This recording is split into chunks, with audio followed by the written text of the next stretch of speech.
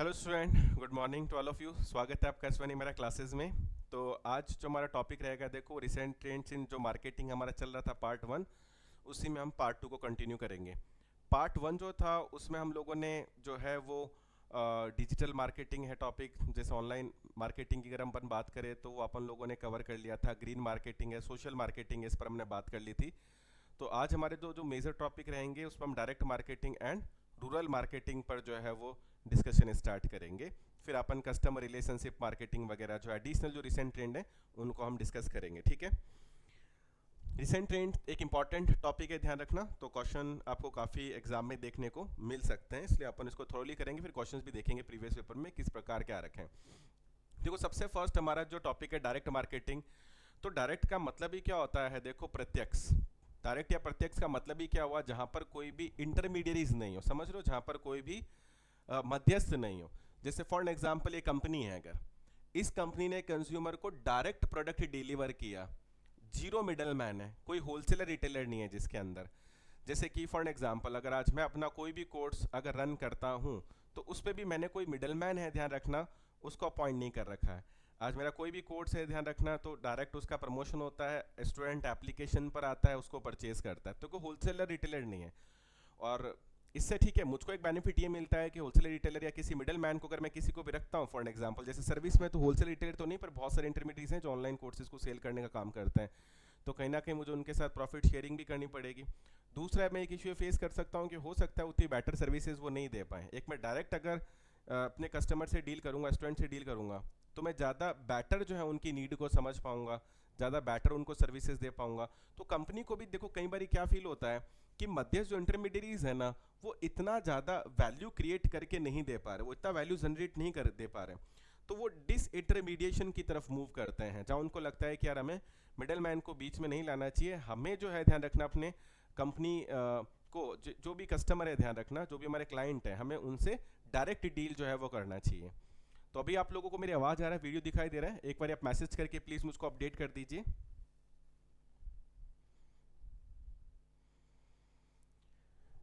ठीक है, तो वो डिस इंटरमीडिएशन की तरफ है, जहां पर हम कोई भी मिडल मैन है, ध्यान रखना, नहीं रखेंगे। आप सब लोगों ने देखा भी होगा, आज बहुत सारी कंपनीज हैं आजकल ऑनलाइन प्लेटफॉर्म के अंदर जो डायरेक्ट अपनी चीज़ों को है, ध्यान रखना, वो सेल करती है, यूजुअली जो मिडल मैन नहीं रखती है।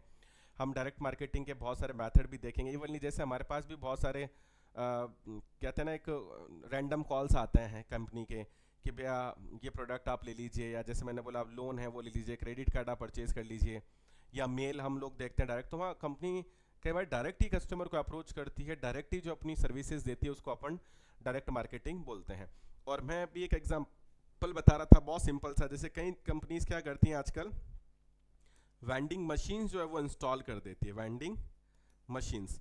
अब वेंडिंग मशीन्स क्या होती हैं, ध्यान रखना, जैसे आप एयरपोर्ट पे जाएंगे तो वहाँ पर एक ऐसे मशीन लगी हुई होगी, ठीक है, यहाँ पर आप कार्ड वगैरह स्वाइप कर सकते हैं, और यहाँ पर क्या रखे होंगे, वहाँ पर प्रोडक्ट्स रखे हुए होंगे, ये कंपनी ने इंस्टॉल कर दिया।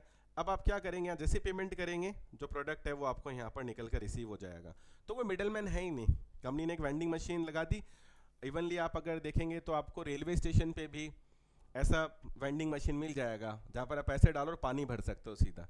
तो कंपनी के बारे आप डायरेक्ट मशीन जो है वो इंस्टॉल कर देती। इवनली मैंने उदयपुर की अगर बात की जाए तो वहाँ पर भी मैंने एक एटीएम देखा। बोलोगे एटीएम में सर कौन सी बड़ी बात होगी, वो एटीएम पता कौन सा था, एनी टाइम मिल्क का था, एनी टाइम मिल्क। अब सोचो आप, एनी टाइम मिल्क एटीएम, जहाँ पर इस तरीके से एक एटीएम टाइप मशीन रखी हुई, मान लो वहाँ पर क्या पड़े, मिल्क यानी दूध रखे हुए इस तरीके से, और यहाँ पर आप पैसे डालो और वो दूध के पाउचेज वहाँ निकल कर आ जाते हैं।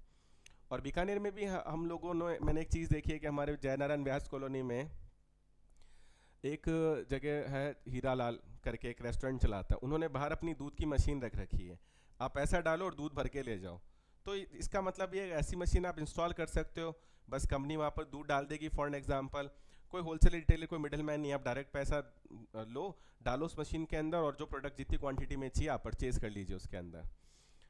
लाइब्रेरी में भी होता है, टी एंड कॉफ़ी में भी होता है, बहुत जगह पर आपको ये चीज़ें मिल सकती है, जहाँ पर सर्विस प्रोवाइडर है या जो प्रोडक्ट डिलीवर करता है, ध्यान रखना अपना, वो डायरेक्ट ही कस्टमर को अप्रोच करता है, और वो कोई मिडल मैन कोई यूज़ नहीं करता। और बेहतर भी है, देखो अगर आप डायरेक्ट टच में रहते हैं तो बढ़िया सर्विसेज दे पाएंगे।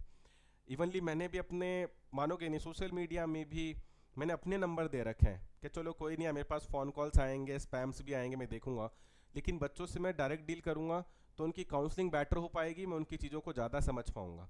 तो इससे बच्चे को भी सेटिस्फेक्शन मिलेगा और मेरे को भी सेटिस्फेक्शन मिलेगा। तो ये चीज़ सबसे ज़्यादा इंपॉर्टेंट हो जाती है हमारे लिए। अब मैं किसी थर्ड पर्सन को दे दूँ भाई तुम हमारे कोड सेल करो, ऐसे बहुत ऑनलाइन प्लेटफॉर्म है, चाहे लर्निस्ट हो गया, एक्सले हो गया, ऐसे बहुत सारे प्लेटफॉर्म है जहाँ पर हम अपने कोर्सेज को थर्ड पार्टी के थ्रू सेल भी कर सकते हैं। वो शेयरिंग लेंगे मान लो फॉर एग्जांपल वहाँ पर, लेकिन वो इतनी क्या बेहतर सर्विसेज दे पाएंगे, फिर ये क्वेश्चन मार्क हो जाता है हमारे लिए, है ना। तो इनकी जो डायरेक्ट मार्केटिंग है, देखो इंटरेक्टिंग सिस्टम भी है मार्केटिंग का, क्योंकि कंपनी डायरेक्ट इंटरेक्शन करे, फर्स्ट हैंड इन्फॉर्मेशन जो है वो कंपनी को कस्टमर से मिलेगी, है ना। एंड विच यूजेस, आप बहुत सारे एडवर्टाइजिंग मीडिया जो है ध्यान रखना वो यूज़ करते हैं। और यहाँ पर ठीक है, आप जो रेस्पॉन्सेज हैं वो आप थोड़ा बेटर पता लगा सकते हो कि आपकी रेस्पॉन्स क्या आ रही है, आपकी ट्रांजेक्शन कॉस्ट क्या हो रही है। जैसे मैंने अभी मेटा पर एक ऐड डाला था जिसकी कॉस्टिंग थी 2500 रुपये, मतलब मैंने 2500 अपना बजट डाला था क्या 10 डेज़ के लिए, कि 250 रुपये पर डे के हिसाब से मेरा ऐड जो है वो फेसबुक पे या इंस्टा पे रन हो। तो क्या होता है, वहाँ डेली आता है कि इतने लोगों को रीच किया, इतने लोगों ने क्लिक किया। मेरे पास व्हाट्सएप पर जब मैसेज आता है तो मैंने उनको रिप्लाई किया, अप्रोच किया, तो वो पर क्लिक के हिसाब से चलता है, रेस्पॉन्स के हिसाब से उसकी कॉस्टिंग चलती है। हर डे उसका कॉस्टिंग आता है कि भैया इतना रीच हुआ, इतना क्लिक हुआ, व्हाट्सएप पे आपने इनका रिप्लाई किया, पर क्लिक आपका कॉस्ट 20 या 24 रुपये है, इतने क्लिक हुए तो आपका 200 रुपये बन गया आज का बिल, या 100 रुपये बन गया आपका बिल। तो वो कॉस्ट निकालना ज़्यादा बेहतर होता है वहाँ पर, मतलब ईजी हो जाता है। और मैं अपने ऐड को भी इस तरीके से चलाता हूँ कि अभी यूपी है, एमपी है, हरियाणा है, जैसे यहाँ पर वैकेंसी निकली है तो मेरा ऐड इस इधर की तरफ चलाया जाए, तो वो रेस्पॉन्सेज भी जो हैं वो हमें ज़्यादा बेहतर देखने को मिलते हैं। इंस्टीट्यूट में रिसेप्शनिस्ट जो होते हैं वो प्रॉपर इन्फॉर्मेशन देते ही नहीं है, बिल्कुल सही है, ऑनलाइन आंसर होता है उनका। हाँ बिल्कुल सही है, ये बात है, बिल्कुल सही है आपकी। एक प्री डिटरमाइन चैट बॉक्स में भी कई बार अपने रिलेवेंट आंसर ही नहीं मिलते। कई बार मैं भी जाता हूँ, आजकल तो अपने एआई लगा दिया है, फिक्स क्वेश्चन के फिक्स आंसर होता है। बच्चों के दिमाग में कई सारी क्वेरीज होती हैं जो अपन सोच ही नहीं सकते, वो तो अब सामने वाले से जब हम बात करते हैं तो पता चलता है। खैर, पर ठीक है, कई बार हम बच्चों को बहुत सारी चीज़ें समझाते भी हैं, कई बार नहीं समझ पाते हैं वो। तो ये जो मैंने बात बताई वो लिखी हुई है। तो देखो आजकल की मार्केटिंग की अगर अपन बात करें, वेंडिंग मशीन तो मैंने एक तरीका बताया था, बाकी तो मेल भी करते हैं अपने पास, टेलीफोन भी आते हैं, प्रिंट मीडिया भी हो गया कि अगर आपको कोई अपना ऐड डालना है अपने प्रोडक्ट का, या पैम्पलेट्स डिस्ट्रीब्यूट करवाना है, टेलीविज़न, रेडियो, मतलब मेथड तो आप डायरेक्ट मार्केटिंग के लिए बहुत सारे यूज़ कर सकते हो। आज मैं हूँ, ठीक है, मैं अपना कोई ऐड अगर मान लो टेलीविज़न पे चला दूँ, न्यूज़पेपर में दे दूँ, मैगजीन में दे दूँ, तो भी ठीक है। मेरे पास कंज्यूमर डायरेक्ट जो मेरे कॉन्टैक्ट नंबर होगा, मेरा वेबसाइट होगा, या आप लोग यूट्यूब पे भी देखते हैं तो आप यूजुअली कोई भी ऐड मेरा देखेंगे अगर सोशल मीडिया पर, तो वहाँ लिखा होता है भाई हमारा यूट्यूब चैनल है, ये हमारा प्ले स्टोर है, कॉन्टैक्ट नंबर है, तो डायरेक्ट हमसे कॉन्टैक्ट करता है। मतलब कोई मिडल मैन जो है वो उसमें, अब इंटरनेट जैसे है तो वो सबसे पावरफुल इंस्ट्रूमेंट है, यही सबसे मेन चीज़ है देखो चलाने के लिए। Goal of direct marketing program is to generate response by persuading customer to return a coupon or dial a toll free number or place an order online using a personal secured network। यही सारी चीज़ें देखो बिल्कुल बहुत simple हैं जो हम usually करते हैं। क्या आज मैंने जैसे मेटा पर ऐड चलाया है तो मेरा प्रोग्राम का पता है क्या है मेन चीज़ कि रेस्पॉन्स है, रेस्पॉन्सेज आते हैं मेरे पास बहुत सारे रैंडम रेस्पॉन्सेज, बहुत सारे व्हाट्सएप पे मेरे पास क्वेरीज आती है कोर्सेज के लिए, बहुत अलग अलग क्वेरीज भी आती हैं, कोई पॉलिटिकल साइंस भी मांगता है, कोई केमिस्ट्री मांगता है, कोई फिजिक्स भी मांगता है, अलग अलग बहुत सारा आता है। किसमें लिखा हुआ हम इन कोर्सेज में डील करते हैं, पर रैंडम बहुत सारा चीज़ें देखने को मिलती है। कुछ नए कोर्सेज के बारे में हमें पता चलता है कि अच्छा ये भी चल रहा है, तो हम ये देखते हैं कि कस्टमर आए। अब यूजुअली हम जब हमारे पास कोई कस्टमर आता है ना सोशल मीडिया के थ्रू आता है तो ठीक है डिस्काउंट के बारे में बात करता है, तो हम रखते हैं कि कूपन या डिस्काउंट उसको देंगे। अब टोल फ्री नंबर ही है, ऐसे तो आजकल टोल फ्री नंबर की जरूरत ही नहीं है, आजकल हमारे सारे नंबर फ्री हैं, आपको पता अनलिमिटेड चलता है तो इशू आता नहीं, और व्हाट्सएप पे आते हैं तो वैसे फ्री चलता है। और हम चाहते हैं वो जैसे मुझे बोलता है कि सर इस कोर्स की डिटेल दो या इस कोर्स की फ़ीस क्या है, तो मैं अपना सीधा कोर्स का लिंक उसको सेंड कर देता हूँ। उसके अंदर फ्री कंटेंट होता है, फ्री वीडियोस है उसके अंदर, या फ्री उसके अंदर पीडीएफ डला हुआ है, वो वहाँ पर वॉच कर लेता है, कोर्स का प्राइस क्या है, कितने लेक्चर्स वीडियोस डल रहे हैं, तो इन्फॉर्मेशन इसमें मिल जाती है। और हमारा एक सिक्योर्ड नेटवर्क है कि वहाँ पर जाता है उसको पेमेंट करना है तो रेजर पे के थ्रू पेमेंट हो जाता है, तो एक सिक्योर्ड नेटवर्क जो है वो यूज़ किया जाता है वहाँ पर। तो ये ऐसी चीज़ें हैं जो हम प्रैक्टिकली कर रहे हैं।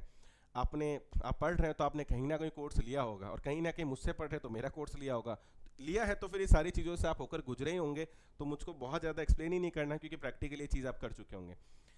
There are different forms of direct marketing के बहुत सारे तरीके हो सकते हैं and advertisement is defined as direct when either stimulate direct order of course हम अगर अगर डायरेक्ट मार्केटिंग की बात करें तो एडवर्टीजमेंट का ऑब्जेक्टिव होता है कि डायरेक्ट ही ऑर्डर है हमारे पास और generate qualified lead that can result a sale and the footfall leading to higher sales of course आज हम कोई भी ऐड चलाते हैं तो हमारी यही कोशिश होती है एटलीस्ट मेरे पास अभी कम से कम 25-50 इंक्वायरीज होंगी 50 या उससे ज़्यादा होंगी बुक्स को लेकर अगर सब मिला लूँ तो एटलीस्ट आपके पास डेटा तो आ ही जाता है कितने लोग हैं जो आपके कोर्स में इंटरेस्टेड है आपका टारगेट मार्केट है आज नहीं तो कल वो अप्रोच करते हैं बहुत सारे बच्चे जो आज नहीं तो कल अप्रोच करते हैं कि हाँ यार अब सही टाइम आ गया है या लगातार इनकी क्लासेस चल रही हैं या इनका सही हमें लग रहा है तो वो धीरे धीरे आता है तो हमारा कोशिश यही रहता है कि वो सेल में कन्वर्ट हो फुटफॉल गेन हो हमारे जैसे एप्लीकेशन की तरफ लोग ज़्यादा हैं डायरेक्ट जो वो सेल बढ़े यही ऑब्जेक्टिव होता है डायरेक्ट मार्केटिंग में all forms of media can be used direct marketing में आप सारे मीडिया जो यूज़ कर सकते हैं एडवर्टीजमेंट मीडिया एक टॉपिक है जब अपन एडवर्टीजमेंट में पढ़ेंगे जहाँ पर आपका प्रिंट मीडिया हो गया चाहे आपका मान लो ऑनलाइन मीडिया हो गया या अदर मीडिया आप यूज़ करना चाहते हैं तो खूब सारे जो मीडियाज़ होते हैं ध्यान रखना वो कोई भी आप यूज़ कर सकते हैं कोई बड़ी बात नहीं है जैसे डायरेक्ट मार्केटिंग टेक्निक की अगर बात की जाए तो सबसे फर्स्ट मैंने अभी बताया देखो डायरेक्ट मेल के बहुत सारी जो कंपनीज़ हैं वो तो क्या करती हैं देखो अपने कस्टमर्स की कोशिश करती है उनको कहीं ना कहीं से ईमेल आईडी मिल ही जाती है ये फेसबुक वाले अपनी इन्फॉर्मेशन सेल कर देंगे या आपने देखा होगा फ्री में जितने भी आप अपन डाउनलोड करते हैं वो अपना ईमेल आईडी कॉन्टैक्ट नंबर लेते ही हैं वो अपने डेटा बेचते हैं तो मेल आईडी तो बहुत इजीली उनको मिल जाता है डायरेक्ट मेल इवनली आप मानोगे नहीं मेरे पास बहुत सारे मैसेज आते हैं बिजनेस के अंदर कि हमारे पास स्टूडेंट्स का डेटा है इनका डेटा है ये है वो आपको चाहिए तो बताओ तो बहुत इजीली ये चीज़ें मिल जाती है तो डायरेक्ट में एक unsolicited mail most of us familiar हैं फॉर सम ऑफ फेली लेकिन अपन को पता है इतने ज़्यादा मेल आते हैं कि अपन इरिटेट भी हो जाते हैं तो अपन जंक मेल में उनको इग्नोर करते हैं मतलब कम थोड़ा सा अपन कह सकते हैं कि लेस इफेक्टिव है लेकिन ठीक है कंपनी के लिए कॉस्ट इफेक्टिव है क्या कंपनी मान लो हज़ारों लाखों ईमेल अगर कर रही है एक साथ बस्ट करिए गल मेल तो हो सकता है किसी को कुछ इंटरेस्ट का भी मिल जाए हम लोग तो अपन देखते हैं स्विगी जोमेटो की भी मेल आते रहते हैं जबकि इतना वेल डिफाइंड एप्लीकेशन है नोटिफिकेशन है तो भी वो मेल करते रहते हैं खैर तो कई बार हम इग्नोर करते हैं कि हमें काम की चीज़ मिल भी जाती है कि उसमें कूपन वगैरह हो स्पेसिफिकली तो हम वहाँ से ऑर्डर कर लेते हैं companies of all size and shape use direct mailing जो यूज़ करती है कंपनी छोटी या बड़ी और लिस्ट बना के सोर्सेज है तो खैर अपन को इतना कोई लाइन टू लाइन पढ़ने की जरूरत नहीं है गूगल याहू हॉटमेल आप समझते हैं अमेजॉन है फैपमार्ट है many other have vast list है of home and email addresses की तो खैर वो पोटेंशियल कस्टमर्स को मेल वगैरह करते रहते हैं कोई खास अपन को वर्ड टू वर्ड पढ़ने की आवश्यकता नहीं है अब देखो सेकंड नंबर पर आता है जैसे कि कैटलॉग्स होते हैं देखो अब कैटलॉग्स क्या होते हैं ध्यान रखना जिसमें कंपनी के प्रोडक्ट्स की क्या होती है डिटेल होती है अब यूजुअली कैटलॉग्स ज़्यादा तो यूज़ कहाँ किए जाते हैं जहाँ पर आप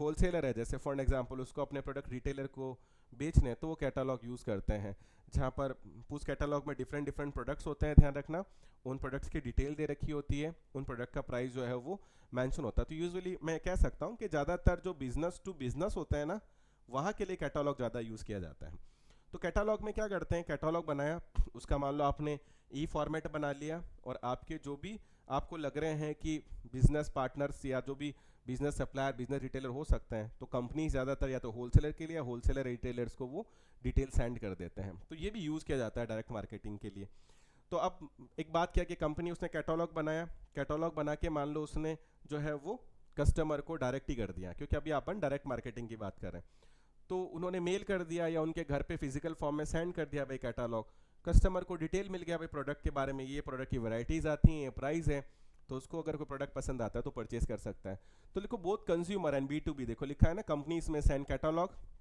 एंटायर प्रोडक्ट लाइंस होता है यूजुअली देखो प्रिंट फॉर्म में होती है समटाइम ऑनलाइन है जैसे CD इवनली वीडियोस जो है वो भी आप बना के भेज दो तो बहुत सिंपल आजकल वीडियोस बन जाते हैं कंपनी के प्रोडक्ट का पूरा डिटेल होता है वो सीधा फॉरवर्ड हो जाता है आजकल प्रिंटेड फॉर्म कम चलता है आपको पता है कौन पैसा खर्च करे इवन या व्हाट्सएप पे भी देखते हैं जो कंपनी है मान लो आज महिमा का आशियाना का प्रोजेक्ट है तो आपने देखा होगा वीडियोस है अपना जो कैटालॉग है वो अपन को व्हाट्सएप कर देते हैं जहाँ उसकी प्रोडक्ट के बारे में कंप्लीट डिटेल होती है तो वो वहाँ पर अपन को सारी इन्फॉर्मेशन मिल जाती है तो वो भी डायरेक्ट मार्केटिंग का एक अच्छा तरीका है पर लिखा है लगभग 16.3 बिलियन US$ जो है 2006 में कैटालॉग बिजनेस के थ्रू देखो सेल हुआ है तो खैर ये फैक्ट काम का नहीं है हमारे लेकिन इन सब चीज़ें डिटेल में दे रखा है पर हमें फ़िलहाल इतना ज़्यादा कोई वर्ड टू वर्ड पढ़ने की ज़रूरत नहीं है नेक्स्ट है देखो थर्ड नंबर पे अपन रह सकते हैं देखो ब्रॉडकास्ट मीडिया अपन यूज़ कर सकते हैं देखो एडवर्टीजमेंट के लिए। तो डायरेक्ट मार्केटर क्या यूज़ कर सकता है देखो, ब्रॉडकास्ट या तो आप टेलीविज़न के थ्रू कर सकते हो, रेडियो के थ्रू कर सकते हो। अब रेडियो में आप जब भी आप चलाते हैं कार वगैरह, यूजुअली अपन ड्राइव पे जाते हैं तो भी रेडियो सुनते हैं, और सुनते हैं तो भैया उसमें ऐड ज़्यादा आते हैं। जैसे हमारे राजस्थान में तो केडिया का ऐड चलता रहता है, जिस चैनल पे जाओ भैया केडिया वो अक्षय कुमार की आवाज़ में केडिया वाले प्रॉपर्टी बेचते, बहुत इरिटेट करते हैं। खैर, लेकिन क्या है, वो केडिया वाले डायरेक्ट अपने कस्टमर को कह रहे हैं कि भैया आप आओ और हमसे फ्लैट या विला परचेज कर लो। ऐसी बहुत सारी कंपनीज हैं जो टेलीविज़न पर, आप मान लो आप अन अकेडमी उसका ऐड देखते हैं, या उसने फॉर एग्जांपल बीच में आईपीएल वगैरह को भी शायद जो है वो स्पॉन्सर किया था। तो वो जो एडटेक कंपनी है वो डायरेक्ट ऐड करती है, डायरेक्ट कस्टमर उसके अन अकेडमी के एप्लीकेशन पे जाके प्रोडक्ट परचेज करते हैं। ऐसी बहुत सारी कंपनीज आज जीवा वाले हैं, जैसे फॉर एग्जांपल ऐड करते हैं, आप ज़्यादा सीधा डायरेक्ट जीवा की वेबसाइट या ऑनलाइन पर जाके उनसे प्रोडक्ट परचेज कर सकते हो। ये तनिष्क है उनके ऑन साइट वेबसाइट, आप वहाँ जाके परचेज करते हो। तो वो डायरेक्ट है कि आप टेलीविज़न है, रेडियो है, वो एडवर्टीजमेंट यूज़ कर सकते हैं।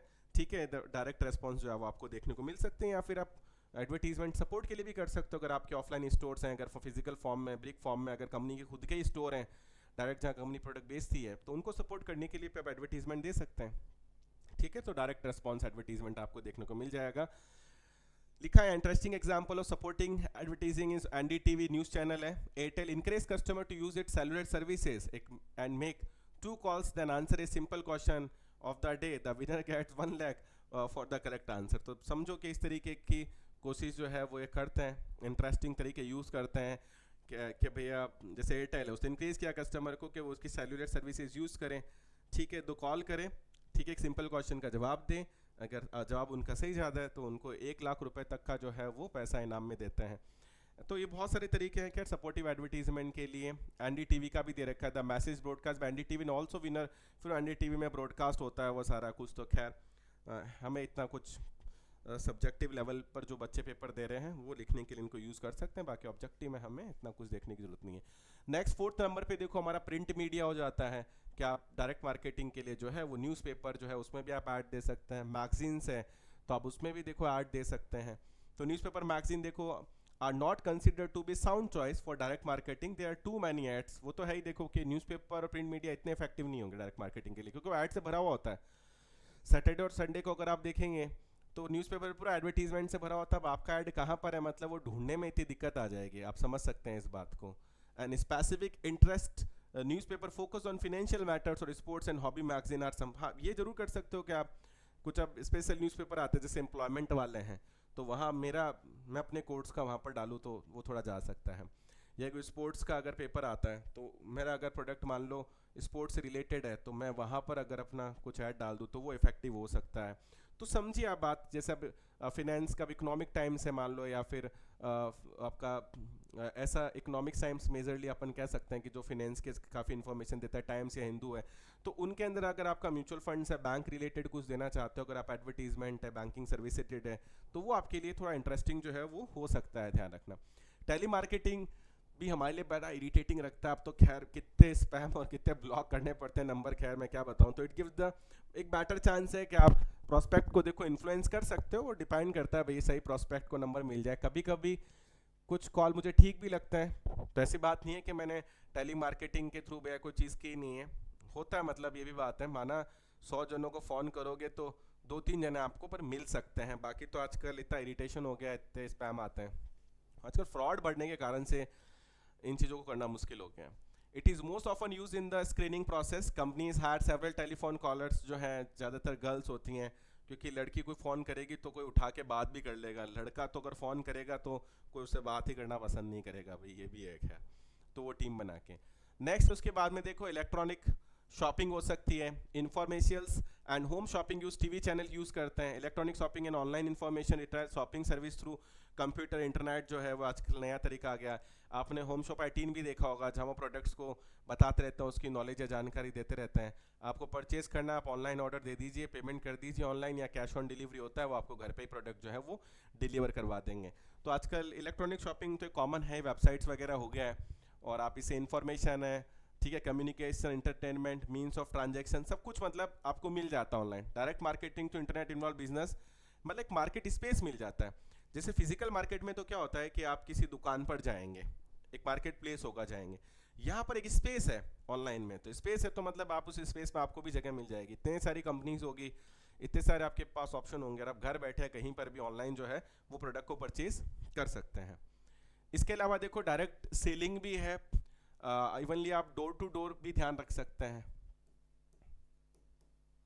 डोर टू डोर भी आप ध्यान रख सकते हैं, ध्यान रखना डायरेक्ट सेलिंग में, जहाँ पर इवनली कोई कंपनी है उसके जो सेल्समैन है वो डायरेक्ट हमारे घर पर आते हैं प्रोडक्ट को बेचने के लिए, तो डोर टू डोर भी हो सकता है। आपने MLM यानी मल्टी लेवल मार्केटिंग भी सुना होगा, आपने नाम सुना होगा जैसे कि एमवे का, है ना, एमवे का आपने नाम सुना होगा, या फिर ऑरिफ्लेम का आपने नाम सुना होगा, या फिर अभी ये चल रहा है हर्बल लाइफ हो गया जैसे कि, तो आपने इसका नाम सुना होगा। तो ये जितने भी हैं, चाहे वो एमवे, ऑरिफ्लेम हो या हर्बल लाइफ हो, ये सारे MLM पे चलते हैं।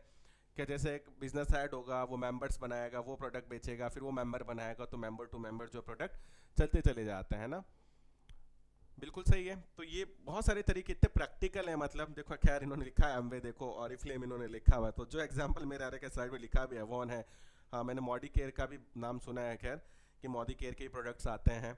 एमवे के कुछ प्रोडक्ट्स मैंने यूज़ भी किए, अच्छे भी हैं, खैर अच्छी क्वालिटी के प्रोडक्ट्स है तो अच्छी बात है, लेकिन ये बहुत फेमस 4 कंपनियां हैं, सोचो कम से कम 40,000 ऐसी MLM चल रही होंगी, और उसमें मान के चलो 3,000 तो फ्रॉड निकली होगी, खैर पैसे लेके भाग ही जाते हैं मल्टी लेवल मार्केटिंग के अंदर। पर काम कैसे करता है, एक बंदा है, फिर वो चेन बनाता है 2 मेंबर, फिर ये इधर से 2 मेंबर बनाएगा, फिर ये 2 मेंबर बनाएगा, फिर ये 2 है, तो चेन चलती जाती है।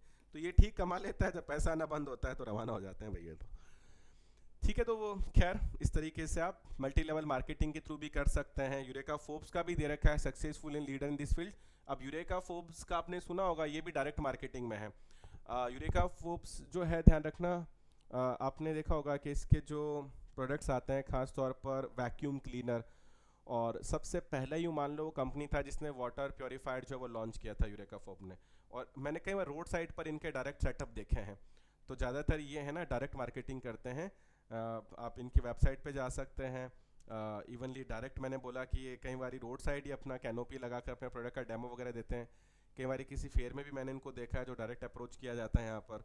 तो लिखा है देखो, their sales people call on homes and make presentation देते हैं, डेमोन्स्ट्रेशन देते हैं। देखो वैक्यूम क्लीनर का दे रखा है, वाटर फिल्टर का दे रखा है, इंस्टॉलेशन वगैरह खुद करते हैं, तो खैर टेक्निकल प्रोडक्ट है। तो हाँ, एमवे बहुत ही महंगा है, हाँ यही बात है कि एमवे की क्वालिटी अच्छी है प्रोडक्ट की, तो अगर आपका बजट अलाउ करता है तो आप उसको यूज़ कर सकते हो, नो डाउट।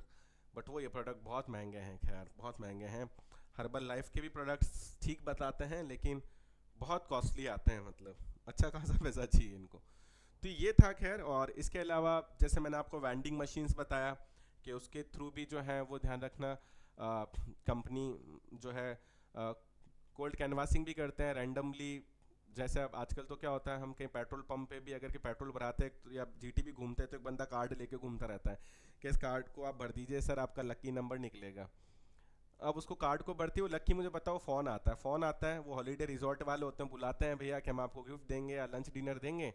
फिर वो आपको प्लान समझाना स्टार्ट करते हैं कि आप हमारा ये प्लान परचेज़ करो, आप ट्रिप पे जाओ या फलाना जाओ, यहाँ जाओ, वो ये चीज़ें करना जो है वो स्टार्ट करते हैं। वो डायरेक्ट आपको अप्रोच करे, तो मैं बता रहा हूँ ऐसे कोल्ड कैनवासिंग भी होती है ना, कोल्ड कॉलिंग भी होती है कि रैंडम भी किसी बंदे को अप्रोच किया जाता है। तो कोई भी ऐसा मेथड ध्यान रखना जिससे आप कंज्यूमर को डायरेक्टली अप्रोच करो without the help of middle man. कोई होलसेलर रिटेलर नहीं है, कंपनी डायरेक्ट अपना प्रोडक्ट अल्टीमेट कंज्यूमर या कस्टमर को बेच रही है, तो वो डायरेक्ट मार्केटिंग में आएगा। बेनिफिट सबसे बड़ा मुझको यही लगता है कि आप डायरेक्ट कस्टमर की नीड को जान पाएंगे, आप ज़्यादा बेहतर सर्विसेज हैं उसको दे पाएंगे, फर्स्ट हैंड इंफॉर्मेशन आपको मिलेगी, कंज्यूमर के टेस्ट और प्रेफरेंसेस में क्या बदलाव आ रहा है वो आपको पता लगेगा, उनका आउटपुट मिलेगा, तो आप उसके अकॉर्डिंग प्रोडक्ट में इनोवेशन है, बदलाव है, चेंजेस है, वो कर सकते हैं। पर मुश्किल यहाँ पर क्या होगी, प्रोडक्ट के प्रमोशन का सारा खर्चा आप पे है, उसके पूरे डिस्ट्रीब्यूशन को आपको संभालना है, पूरी सेल्स फोर्स होगी वो आपकी होगी। तो फिर इन सब चीज़ों में कॉस्टिंग जो आपकी आएगी, आपका प्रोडक्ट बनाने से कॉन्सेंट्रेशन स्विच भी करेगा, प्रोडक्ट को बेचने को लेकर भी होगा, तो कुछ ड्रॉबैक भी होंगे। तो खैर जब अपन डिस्ट्रीब्यूशन चैनल पढ़ेंगे फिर ये टॉपिक टकराएगा डायरेक्ट डिस्ट्रीब्यूशन चैनल, जिसको अपन बोलते हैं जीरो मिडल मैन, इसको चैनल बोलते हैं, फिर अपन वहाँ पर इनडायरेक्ट के बारे में पढ़ेंगे। पर फिलहाल ये टॉपिक है रिसेंट ट्रेंड का। नेक्स्ट हम बात करेंगे, देखो जो काफ़ी लंबा चौड़ा टॉपिक है हमारा, वो है रूरल मार्केटिंग। यानी हम बात करेंगे ग्रामीण विपणन। रूरल मार्केटिंग पर बात इसलिए हो रही है क्योंकि अगर आप गौर से देखो तो अर्बन मार्केट तो लगभग सैचुरेटेड हो ही चुका है। आज जयपुर में तो कितनी कंपनीज हैं, कितने प्रोडक्ट हैं, कंपनीज को प्रोडक्ट बेचने में दिक्कत आ जाती है, इतना कंपटीशन है। पर आप सब लोगों को पता है कि अभी भी हम लोग कहते हैं कि इंडिया में आज भी लगभग जो 70% पॉपुलेशन है ना, इंडिया की जो जनसंख्या है वो अभी भी गाँव में ही रहती है, विलेज में ही रहती है, गाँव में ही रहती है। तो ये बड़ा मार्केट है, ध्यान रखना, जिसको आप कैटर कर सकते हो। पहले तो ये लग रहा था कि रूरल मार्केट में आप केवल एग्रीकल्चर चीज़ों की मार्केटिंग कर सकते हो, पर नहीं, मैं कह सकता हूँ आजकल गांव में भी भैया उन्होंने खेती या ज़मीन बेचकर जो भी पता नहीं क्या किया है। सबके घर में आप लोगों को गाड़ी मिल जाएगी, टीवी मिल जाएगा, फ्रिज मिल जाएगा, एसी मिल जाएगा। जो हमारे घर में ना वो तो सारी चीज़ें मिलेगी, उससे कुछ एक्स्ट्रा मिल सकती है। गाँव में कोई ऐसा बंदा नहीं होगा जिसके हाथ में मोबाइल नहीं हो, गाँव में ऐसा कोई बंदा नहीं होगा जिसके घर में भैया टीवी नहीं हो, फ्रिज नहीं हो, या कूलर नहीं हो, फैन नहीं हो। मतलब सारी चीज़ें मिल जाएंगी जो यहाँ पर होती है। तो रूरल मार्केट में स्कोप ज़्यादा है, अभी भी कई एरिया है जो अनटच है, कंपटीशन कम है, तो ये बहुत क्रिटिकल पॉइंट है फिलहाल कंपनी के लिए। तो रूरल मार्केटिंग देखो एक प्रोसेस है जहाँ पर आप डेवलप करते हैं, वही प्रोडक्ट को डेवलप करेंगे, प्राइस डिसाइड करेंगे, प्रमोट करेंगे, यानी 4P कर रहे हैं, वही product, price, place, promotion, specific goods and services leading to desired exchange with rural customer to satisfy their need and wants and also to achieve organization objective। तो हम ऐसा प्रोडक्ट बनाएंगे जो गांव वालों के टेस्ट के हिसाब से, वो प्राइस रखेंगे जो उनको अफोर्डेबल लगता हो, ऐसा प्रमोशन करें जिससे उनको उस प्रोडक्ट के बारे में नॉलेज हो, ऐसा डिस्ट्रीब्यूशन सिस्टम रखेंगे जिससे वो आसानी से खरीद सकें। हम उनकी नीड्स और वांट्स को सेटिस्फाई करने की कोशिश करेंगे, उनकी आवश्यकता इच्छाओं को संतुष्ट करेंगे ताकि वो हमारा प्रोडक्ट परचेस करे और इससे कंपनी के भी जो गोल हैं वो अचीव हो पाए। उसको अपन रूरल मार्केटिंग बोलते हैं। The emergence of rural market is highly untapped potential. ऐसा क्यों हुआ है देखो, क्योंकि इसमें लिखा है कि अभी भी मार्केट को एक्सप्लोर करना बाकी है रूरल में, हाल बहुत अनटैप पोटेंशियल बाकी है। मतलब अभी भी बहुत वाइड मार्केट है जहां पर आप अपना प्रोडक्ट जाकर बेच सकते हो। ठीक है, आज के टाइम में चलो डिजिटल बोर्ड है, आपको लगभग शहर में बहुत सारी क्लासेस हमारे इंस्टीट्यूट में मिल जाएगा, पर धीरे धीरे गाँव में भी अपॉर्चुनिटी बनेगी। गाँव के लोगों वहाँ से अगर कुछ अपनी चीज़ शहर तक पहुँचाना चाहते हैं तो वो ट्रैवल नहीं करते, तो हो सकता है कि भैया वो अपने इन सिस्टम के थ्रू, हो सकता है जो ऑनलाइन सिस्टम की कॉस्टिंग आज के टाइम में मान लो 2 लाख 2.5 लाख रुपए के करीब आती है, हो सकता है आप इसको पहुंचा दें और सस्ते की तरफ 1,75,000 की तरफ पहुंचा दें, 75,000 50,000 तक आप ले जाएं, कोई और पैटर्न में इंप्रूवमेंट करें आप लोग, तो वहाँ पर आपको बहुत बड़ा मार्केट जो देखने को मिल सकता है। तो marketer over the past few decades with innovation, मतलब वो सुधार कर रहे हैं, इनोवेशन कर रहे हैं और वो अंडरस्टैंड करने की कोशिश कर रहे हैं कि रूरल मार्केट जो है उसकी आवश्यकता है क्या, अभी वहाँ कैसे पहुँच सकते हैं। सो रूरल मार्केट देखो evolving concept, part of her economy का पार्ट है, देखो अनटैप पोटेंशियल है, वहाँ पर अपॉर्चुनिटीज आपको दिखाई देगी। क्योंकि अब रूरल मार्केट में भी क्या हो रहा है, इंफ्रास्ट्रक्चर डेवलपमेंट हो रहा है, वहाँ पर भी भैया मोबाइल कनेक्टिविटी के लिए टावर लग चुके हैं, वहाँ पर भी रोड कनेक्टिविटी है, वहाँ पर भी बस जा रही है, ट्रेन जा रही है, टेली कम्युनिकेशन इंफ्रास्ट्रक्चर डेवलपमेंट वहाँ पर भी हुए हैं। तो आप लोगों के लिए वहाँ पर मार्केट तक प्रोडक्ट पहुँचाना आसान हो गया। The concept of rural marketing in Indian economy has always played a influential role in the lives of people. तो ऑफ कोर्स आप जितना रूरल मार्केटिंग पे काम कर सकते हैं, ये मान के चलिए कि आने वाले टाइम में आप अपने प्रोडक्ट को उतना ही बेच सकते हैं। जैसा शहर के अंदर तो इंस्टीट्यूट वैसे ही मिल जाएंगे लोगों को, अगर मुझको भी अपना कोर्स बेचना है तो मुझे पता है बड़ा मार्केट कहाँ मिलेगा, रूरल मार्केट में, जहाँ पर कोई इंस्टीट्यूट या क्लासेस नहीं है, स्कूल या कॉलेजेस नहीं है, तो वो ऑनलाइन कोर्सेज परचेज कर सकते हैं। तो in India living out a few metropolitan cities, all the districts and industries township are connected with rural market. तो देखो ये समझो आपके लगभग अब छोटे छोटे टाउन या जो गांव रूरल एरिया भी है ना, वो भी अब बड़ी बड़ी सिटीज से कनेक्ट हो चुके हैं। And rural marketing in India economy can be classified, अब इनको 2 कैटेगरी में हम डिवाइड कर सकते हैं बड़े तौर पर। The market for consumer goods, एक तो कंज्यूमर गुड्स का मार्केट हो गया जिसमें वो ड्यूरेबल चीज़ भी परचेज करेंगे, नॉन ड्यूरेबल भी, जैसे टीवी, फ्रिज वगैरह ड्यूरेबल, जिनकी लाइफ लंबी और यूज़ किया जा सकता है। और नॉन ड्यूरेबल प्रोडक्ट्स भी वो परचेज करेंगे, जैसे मान लो वो डिटर्जेंट भी यूज़ करेंगे, एफएमसीजी प्रोडक्ट हो गए, जैसे मान लो वो बिस्किट भी भैया यूज़ करेंगे, वो चाय भी परचेज करेंगे भैया, वो कपड़े भी परचेज करेंगे। तो सेमी ड्यूरेबल, ड्यूरेबल या पैरिशेबल प्रोडक्ट का मार्केट रहेगा। और दूसरा मार्केट किसका रहता है, देखो एग्रीकल्चर इनपुट्स का रहता है, क्योंकि खेती ज़्यादा होती है गाँव में, तो फर्टिलाइज़र चाहिए, पेस्टिसाइड चाहिए, उनको सीड्स चाहिए, फार्म इक्विपमेंट्स चाहिए, जैसे ट्रैक्टर्स हो गए, थ्रेसर्स हो गए, तो उनको बनाने वाली कंपनी के लिए तो पूरा मार्केट ही क्या है, रूरल ही है, ग्रामीण इलाका ही है। The concept of rural marketing India is often been found to forms ambiguity in the mind of people who think rural marketing is all about agriculture. तो देखो रूरल मार्केटिंग यही बता रहा है कि भैया आप केवल रूरल मार्केटिंग को एग्रीकल्चर मार्केटिंग ही मान के मत चलो।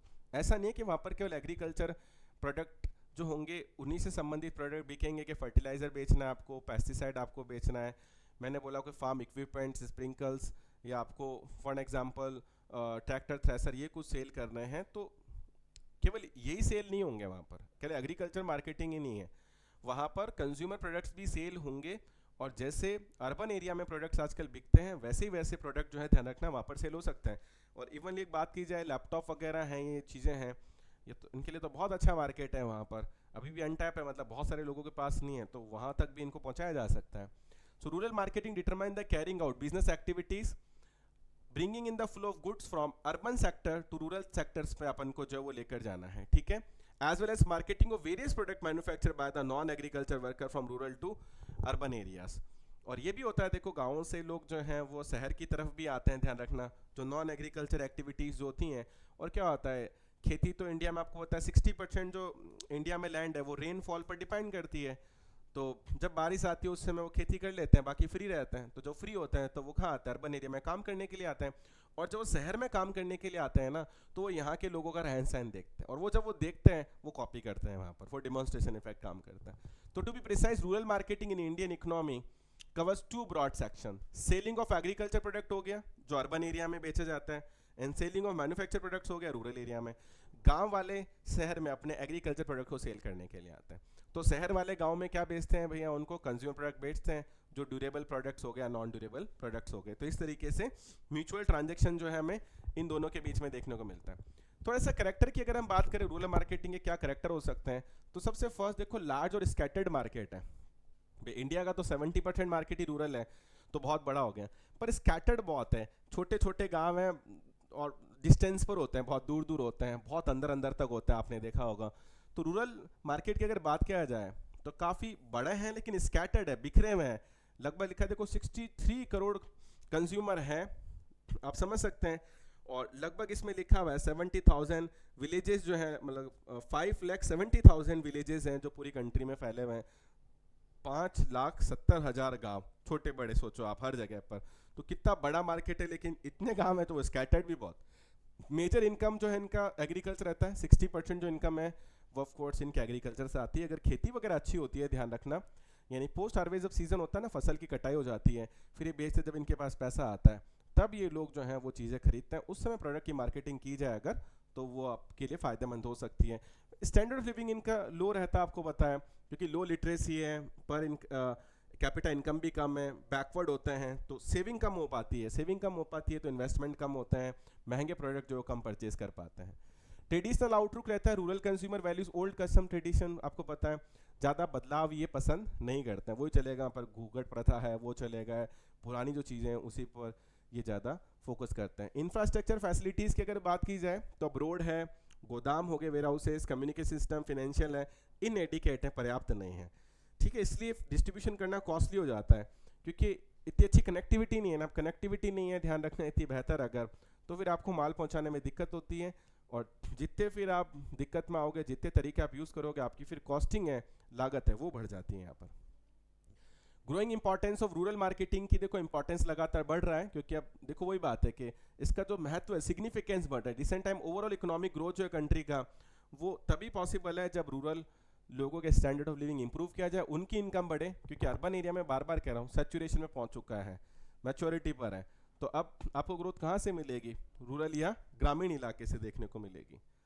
And the boon of the green revolution combined with government initiative, जैसे गवर्नमेंट भी सब्सिडीज दे, लोन वगैरह जो है, मिनिमम सपोर्ट प्राइस दे किसानों को, और इवनली जो मेरे ख्याल से मनरेगा होगा, मनरेगा जो स्कीम है, जैसे Mahatma Gandhi national rural employment guarantee scheme जो है, कि गांव के लोगों को वो एम्प्लॉयमेंट दे, रोजगार दे, ताकि उनके पास पैसे हों। जब वहाँ के लोगों के हाथ में पैसे होंगे तभी तो आप प्रोडक्ट को क्या कर पाएंगे, सेल कर पाएंगे ना। मिनिमम सपोर्ट प्राइस मिलेगा अगर उनकी फसलों को, जैसे गेहूं चावल वगैरह जो भी हैं, उनकी गवर्नमेंट मिनिमम सपोर्ट प्राइस देखते कि इतना प्राइस तो तुम्हें मिलेगा ही, चाहे प्रोडक्शन बहुत ज़्यादा हो जाए, अगर कोई और इसके इतने प्राइस नहीं देगा तो आप हमें बेच देना, ताकि किसानों को अच्छा पैसा जो मिले।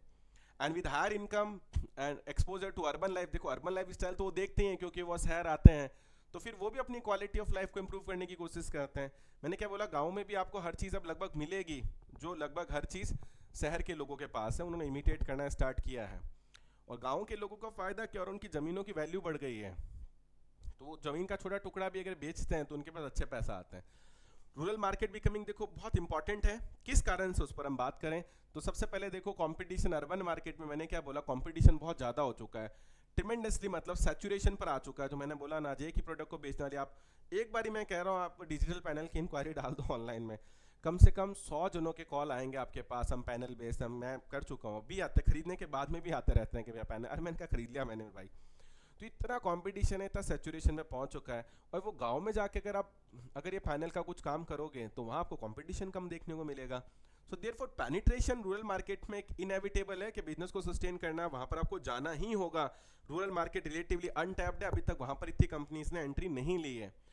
और सेकंड नंबर पे देखो वहाँ पर जो कंजप्शन पैटर्न है रूरल एरियाज का, वो अब चेंज हो रहा है। The consumption pattern rural India and the demand for new product, लिखा है देखो, अब इंक्रीजिंग ट्रेंड में जा रही है। वहाँ पर लोगों की परचेजिंग पावर अब धीरे धीरे बढ़ रही है।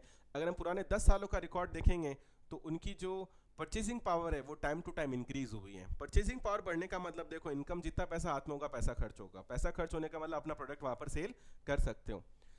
थर्ड नंबर पर देखो, वो भी अपनी लाइफस्टाइल को इंप्रूव कर रहे हैं। The rural consumer is no longer dependent, वो केवल ट्रेडिशनल प्रोडक्ट पर ही डिपेंडेंट नहीं है, अब ध्यान रखना। In this modern era consumption basket rural people is not limited केवल एग्रीकल्चर प्रोडक्ट और ट्रेडिशंस पे ही नहीं है, वो भी आजकल मॉडर्न प्रोडक्ट है, ध्यान रखना, वो परचेज कर रहे हैं अपनी लिविंग स्टैंडर्ड को इंप्रूव करने के लिए। और आप ये मत सोचो वो गांव में भी वो एंटीना लगेगा जिसको हिलाएंगे अपन तो वो नेटवर्क पकड़ेगा, दूरदर्शन नहीं भैया, आप वहाँ चले जाइए, वहाँ पर भी आपको एयरटेल, डिश टीवी या वीडियोकॉन D2H ये बाकायदा पूरा मिल जाएगा वहाँ पर आप लोगों को। तो वो अब मॉडर्न चीज़ें एक्सेप्ट कर चुके हैं। मैं तो कई बार ट्रेन से सफ़र करता हूँ तो कई बार होता है कि पूरे बहुत बड़ा खेत है, बहुत खाली ज़मीन है, उसमें एक बीच में घर है, उस पर भी भैया वो एयरटेल या D2H लग रहा हूँ, तो आप समझो कि वहाँ पर भी मॉडर्न सारी फैसिलिटीज़ उनके पास है। ह्यूज पॉपुलेशन है तो समझाने की ज़रूरत ही नहीं है भैया। गांव में अभी देख लो 5,70,000 गांव है, तो आप अंदाजे लगाइए कि कितनी पॉपुलेशन होगा। और इंडिया का अगर 70% लोग अगर हम कहते हैं गांव में, तो इंडिया का पॉपुलेशन ही लगभग 150 करोड़ है। तो 150 करोड़ का 70% अगर अपन निकालेंगे तो आप अंदाज़ा लगा सकते हैं कि कितने लोग जो हैं वो गाँवों में रह रहे हैं। तो बहुत बड़ा अपन कह सकते हैं कि मार्केट आपको मिलेगा। अब अपन बात करेंगे components of rural marketing mix के कंपोनेंट्स क्या होंगे। देखो वही 4P है, होने का तो प्रोडक्ट, प्राइस, प्लेस, प्रमोशन है, लेकिन अब हमें मॉडिफाई करना पड़ेगा। प्रोडक्ट अब हमें रूरल के हिसाब से, प्राइस भी रूरल के हिसाब से, प्रमोशन भी रूरल के हिसाब से, तो हमें ये सारी चीज़ें हैं वो रूरल एरिया के अकॉर्डिंग करनी पड़ेगी। तो वन बाय हम देखेंगे। जैसे सबसे फर्स्ट रूरल प्रोडक्ट की स्ट्रैटेजी क्या होनी चाहिए। देखो प्रोडक्ट ऐसा बनाओ जो सिंपल और ईजी टू यूज़ हो, क्योंकि गाँव वाले जो हैं थोड़े इलिटरेसी ज़्यादा है, ज़्यादा कॉम्प्लिकेसी होगी तो समझ नहीं आएगा। ये रीज़न है नोकिया डूबा क्यों था, क्योंकि विंडोज़ इतना यूज़र फ्रेंडली नहीं था जितना कि एंड्रॉयड है। एंड्रॉयड में क्या चीज़ की फोटो बनी हुई होती है, फोटो देख के बंदा क्लिक करके आराम से चलाता है। जितना यूज़र फ्रेंडली होगा ना प्रोडक्ट यूज़ करने में, जितना आसान होगा, गांव वाले उसको उतना ही आसानी से एक्सेप्ट कर लेंगे। आप, मैं कह रहा हूँ कि ऐसा सिस्टम सेट कर दो, मतलब डिजिटल क्लासेस का भी, कि एक स्विच दबाते वो पूरा सेटअप हो जाए। अगर आप उनको दोगे भाई कंप्यूटर ओपन करो, ये सिस्टम ओपन करो, उसको लिंक करो, ये करो, फाइल बनाना, ये करना, तो वो इतनी चीज़ें नहीं कर पाएंगे। वो कॉम्प्लेक्स चीज़ों को एक्सेप्ट नहीं करेंगे, इतना उनमें अपन कह सकते हैं कैपेबिलिटीज़ नहीं है जितनी अर्बन एरिया के लोग जितने स्मार्ट होते हैं टेक्नोलॉजिकल या टेक्निकल प्रोडक्ट को यूज़ करने में। उनका भी ब्रेन अच्छा है, वो अलग चीज़ों में बहुत अच्छे हैं, हमारा दूसरी जगह पर बेहतर है, तो वो सिंपल और इजी चीज़ें यूज़ करना पसंद करेंगे। Packaging has to be convenient होना चाहिए, कॉस्ट इफेक्टिव हो। उनको पैकेजिंग ठीक है भाई, पकड़ने में आसान हो, ज़्यादा इस चीज़ पर नहीं जाएंगे कि पॉलीथीन है या प्लास्टिक है, उनको सस्ता चाहिए और बस पकड़ने में आसान हो, ध्यान रखना। The functional benefit should be clear, जो भी प्रोडक्ट के फंक्शनल जो काम करेगा प्रोडक्ट वो क्लियर हो, ट्रांसपेरेंट हो, इन्फॉर्मेशन उसको साफ सुथरी बता दी जाए, और उनकी नीड जो है ध्यान रखना वो आवश्यकता पूरी होनी चाहिए। अगर आवश्यकता पूरी नहीं होगी तो फिर गांव वाले तो दिन भर ज़्यादातर आपको पता है पीपल के पेड़ के नीचे बैठ के भी बातचीत करते हैं, ऐसी बुराइयां करेंगे पूरे गांव में, प्रोडक्ट बिकेगा नहीं। खैर, जैसे LG इलेक्ट्रॉनिक ने लॉन्च किया संपूर्ण टेलीविजन, पता है इसकी खास बात क्या थी, with Devanagari script on screen display which also provide better signal reception in rural area. देखो तो ये कितना बढ़िया इसने रखा कि सिग्नल की जो अवेबिलिटी है, यूजुअली आप लोगों ने देखा होगा गाँव में कम रहती है, डिस्टेंस पे होते हैं, तो वहाँ पर कम्युनिकेशन को प्रॉपर करना मुश्किल होता है। पर ऐसा इन्होंने टेलीविज़न बनाया, देखो देवनागरी स्क्रिप्ट रखा उनका, और उसने बेटर सिग्नल रिसेप्शन रखे कि गांव में अगर टीवी चल रही है और उसकी जो सिग्नल जो पकड़ेगा, ध्यान रखना वो टेलीविज़न किसी भी चैनल के थ्रू, वो बहुत फास्ट या बहुत इजीली पकड़ लेगा, दिक्कत नहीं आएगी उसके अंदर। Bank of India introduce the concept of भूमिहीन credit cards to extend credit card facility to landless farmer. तो यूजुअली देखो, जिसकी थोड़ी क्रेडिट वर्दीनेस होती है उसको क्रेडिट कार्ड दिया जाता है, पर अब गांव में यार बहुत सारे लोग ऐसे होंगे जो कि लैंडलेस फार्मर हैं, जो फार्मिंग तो करते हैं पर ज़मीन नहीं है। तो एसबीआई ने ऐसे लैंडलेस फार्मर के लिए भी कार्ड लॉन्च किया कि आपके पास ज़मीन है, कोई बात नहीं, तो भी आप क्रेडिट कार्ड जो है वो ले सकते हैं। नोकिया ने इंट्रोड्यूस किया मोबाइल फ़ोन रूरल मार्केट में फीचर जैसे लोकल लैंग्वेज कॉल लिमिट्स वगैरह। तो लोकल लैंग्वेज जैसे वहाँ की जो ग्रामीण भाषा है उसके अंदर के ऑप्शन, जैसे आपने देखा होगा हिंदी में भी नोकिया में चलता है, ये कॉल करने हेतु ये बटन दबाएं या भैया आपको सेटिंग्स, वो सब कुछ हिंदी में भी लिखा हुआ मिल जाता है। तो गांव में जो कीपैड वाले मोबाइल है ना वो नोकिया के बहुत देखने को मिलेंगे।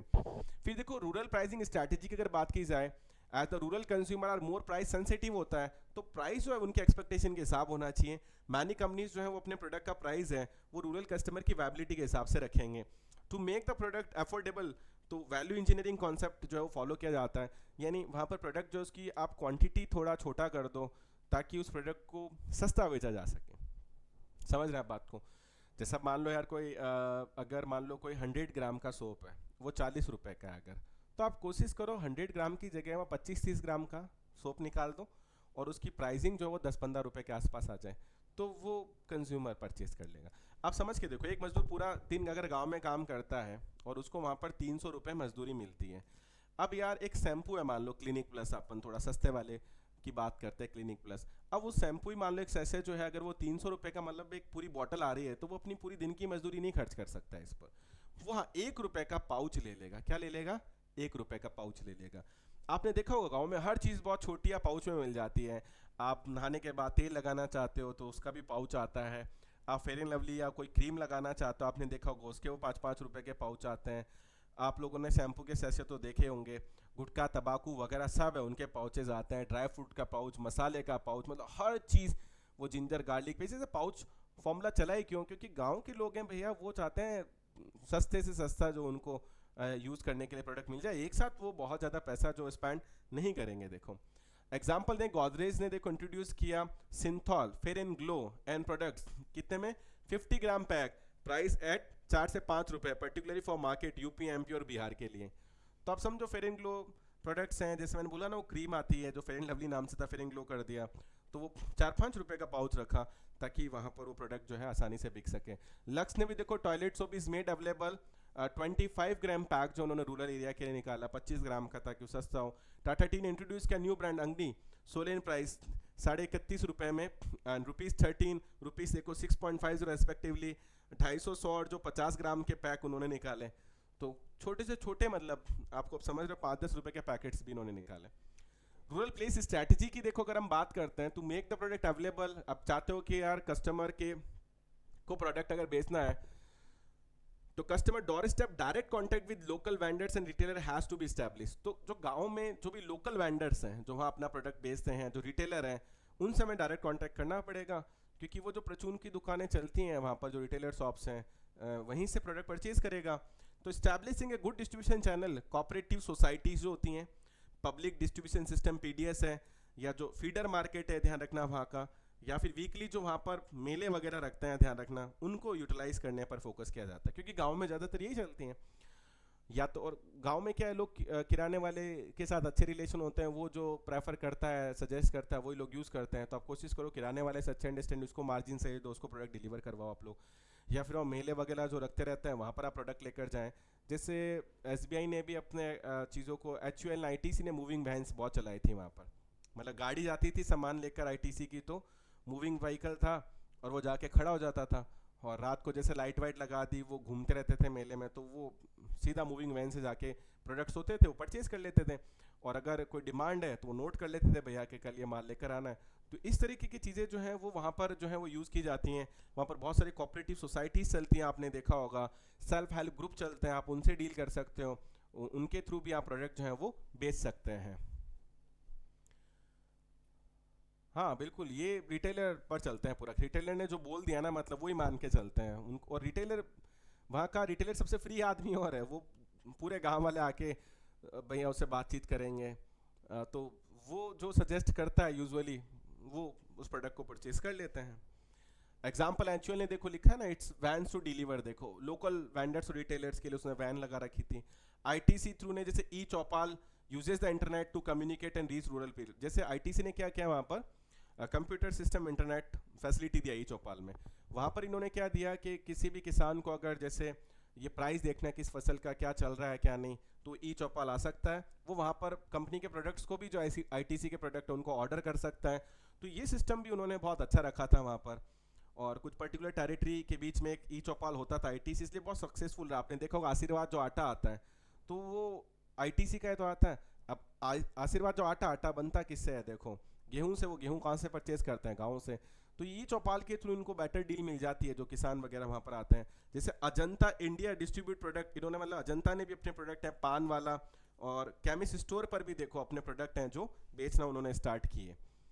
एंड रूरल प्रमोशन स्ट्रैटेजी में देखो प्रमोशन जो है वो आप किस तरीके से करेंगे, to be use should be comfortable and appropriate for the rural area के हिसाब से बेहतर हो।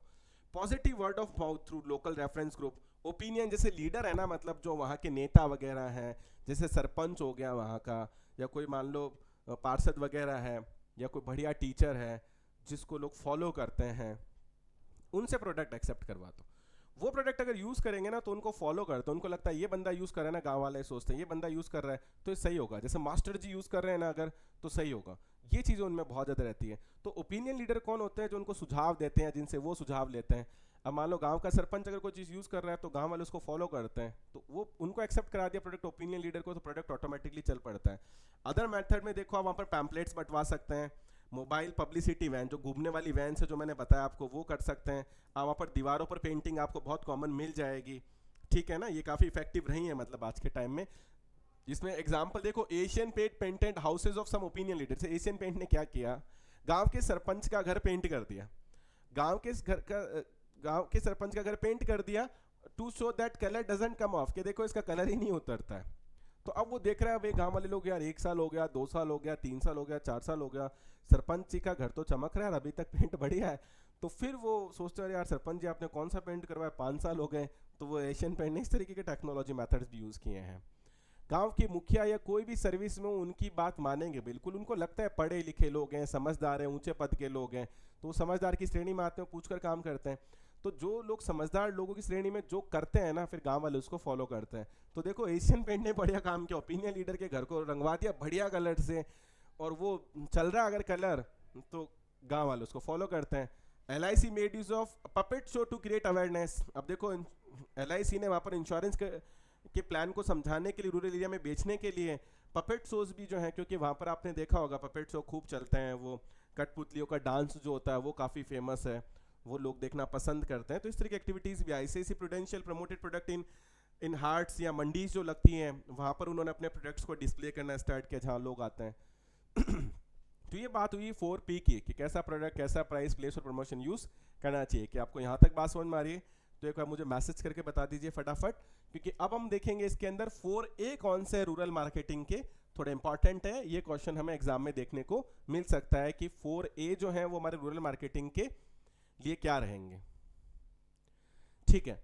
तो देखो cut throat competition urban areas में है, many companies to look for new unexploited market. Of course देखो बहुत कंपटीशन अर्बन एरिया में, तो शहरों में तो नो डाउट बहुत कंपटीशन है, तो कंपनियां कहाँ जा रही है, गाँव में।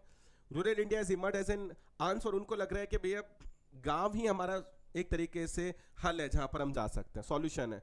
Owing to lack of strong presence by brand in most sector as well as high growth potential, क्योंकि बड़ी बड़ी ब्रांड्स के भी प्रेजेंस नहीं है वहाँ पर, और पोटेंशियल है अभी भी वहाँ पर कि अगर हम जाएं तो हमें अच्छे खासे कस्टमर्स जो हैं वो देखने को मिल सकते हैं।